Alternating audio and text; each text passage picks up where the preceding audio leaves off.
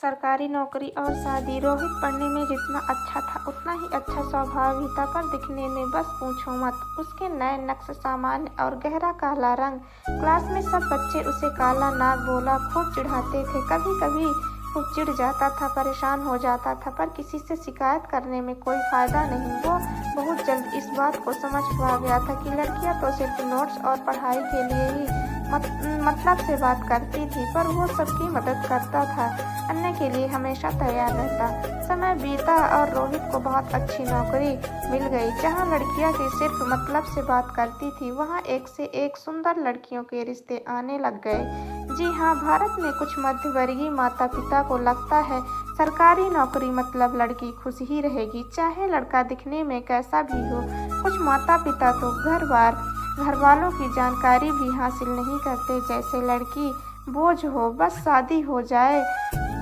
जब रोहित ने नेहा को देखा, वो उसे पहले नज़र में पसंद आ गया। पर नेहा पढ़ने में सामान्य, दिखने में सुंदर गोरी चिट्ठी। नेहा को रोहित पसंद नहीं आया, पर वही सरकारी नौकरी माता पिता के समझाने पर रिश्ते के लिए हाँ कर दी। रोहित ने पूछा भी, तुम्हें मेरे रूप रंग से कोई दिक्कत तो नहीं? नेहा ने ऊपरी मन से अपनी माँ की बात बोल दी।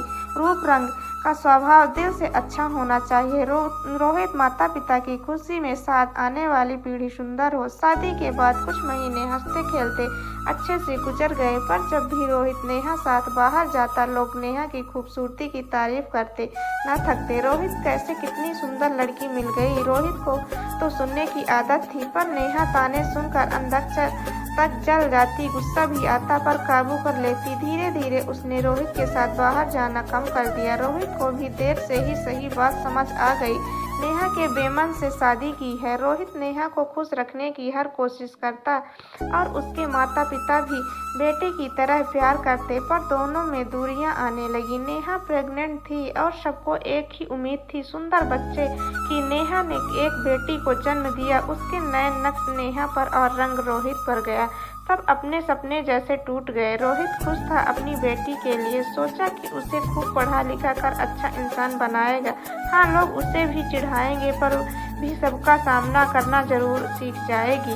पर नेहा तो अपनी बेटी को देख जरा खुश नहीं थी। कहा जाता माँ की तो जान बसती है बच्चों में, चाहे सुंदर हो या बदसूरत। पर अपवाद है, हर जगह मिलता है। नेहा रोहित को ही देख परेशान थी। अब बेटी भी वैसी है। अब जब लोग बच्ची को देखने आते तो कुछ सुना ही जाते। नेहा ताने बर्दाश्त नहीं कर पाई। एक दिन रोहित और बेटी को छोड़ चली गई।